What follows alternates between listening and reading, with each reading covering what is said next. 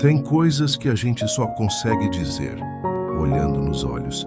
E se eu pudesse te falar isso assim, bem de perto, diria que você é uma das coisas mais bonitas que já aconteceram na minha vida. Que a sua presença acalma e que o seu sorriso tem o poder de mudar o meu dia. Você talvez nem perceba, mas o jeito como você cuida, o jeito como fala, me faz sentir em casa, mesmo quando tudo lá fora parece confuso. Eu não sei explicar exatamente, mas tem algo em você que toca o que há de mais bonito em mim. E mesmo que eu não diga isso sempre, você é muito mais importante do que imagina.